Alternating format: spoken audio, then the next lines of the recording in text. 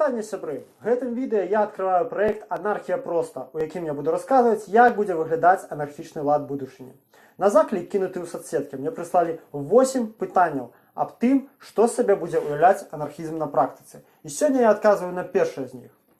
Як гарантаваць, што пасля рэвалюцыі анархісцкія камуны не зрастуцца ці не перарадзяцца ў дзяржаву? Каб зразумець гэта, трэба разумець сутнасць анархійскай рэвалюцыі. Анархізм гэта не проста адмены кіроўнай верхушкі, разбурэнне дзяржавы і пакаранне ўсіх начальнікаў. Найперш, гэта радыкальная змена сацыяльных інстытутаў, то бок нормаў і правілаў. Гэта змена адносінаў паміж людзьмі. У сацыяльных інстытутаў ёсць адна вельмі важная якасць. Яны вельмі інертныя, то бок цяжка і павольна змяняюцца. Паглядзіце, ужо 30 год няма Савецкага Саюзу, а людзі, выгадаваныя ім, дагэтуль мысляць па-старому. Усё новае ім дрэнна, амерыканцы казлы, уладзе пярэчыць нельга і гэтак далей. І нішто іх не бярэ, ані інтэрнэт, ані кошты ў крамах. Сістэмнай працы па дэсаветызацыі ў Беларусі, у адрозненне ад іншых пастаўковых краін, не праводзілася. І гэтае пакаленне дагэтуль жывое і працягвае мець уплыў на грамадскае жыццё. Аналагічны прынцып працуе і з пазітыўнымі, эгалітарнымі інстытутамі. Такім чынам, калі мы будуем анархізм, нам трэба не проста зламаць дзяржаву, гэта яшчэ палова справы. Трэба, каб людзі навучыліся жыць, думаць, працаваць і ставіцца адзін да аднаго па-новаму. Кастрычніцкая рэвалюцыя і перараджэнне бальшавіцкага праекту ў таталітарызм далі анархістам вялізную глебу для роздуму. Яшчэ відавочней стала, што заменай кіруючага класу з капіталістаў на пралетарыяў не наблізішся да свабоднага грамадства ні на крок.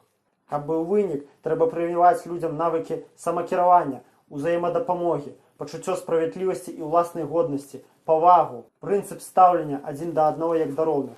Калі гэтага не будзе, колькі не скідае дзяржаву, пануючы клас будзе адраджацца. Такім чынам, калі нас атрымаецца стварыць сацыяльныя інстытуты і навучыць людзей думаць па-новаму, яны не будуць без дай нагоды імкнуцца аднавіць стары лад і выбудаваць іерархію. Бо, як мы памятаем, сацыяльныя інстытуты вельмі трывалыя.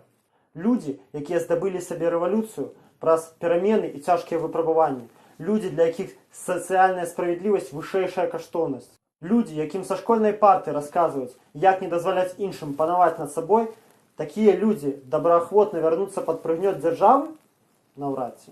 Аднак у шырокім сэнсе, вядома, такой гарантыі ніхто даць не можа. Анархісцкае грамадства не будзе застылым, яно будзе рухомым.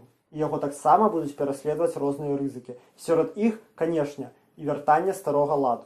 Таму я, напрыклад, лічу, што нават у сталым анархісцкім грамадстве будзе ўвесь час ісці ціхая, падспудная барацьба з негатыўнымі тэндэнцыямі і іх магчымымі праявамі. Але гэта нават добра, бо імунітэт з'яўляецца якраз праз прышчэпкі. Карацей, анархізм – гэта грамадства неспыннай адукацыі, грамадства, дзе людзі памятаюць пра свае правы і, калі трэба, працягваюць за іх змагацца. Гэта грамадства, дзе сацыяльныя інстытуты, якія мусяць замацаваць роўнасць і сацыяльную справядлівасць, будуць увесь час аднаўляцца і ўзмацняцца. І тады ніякія іерархічныя структуры не зоймуць іх месца.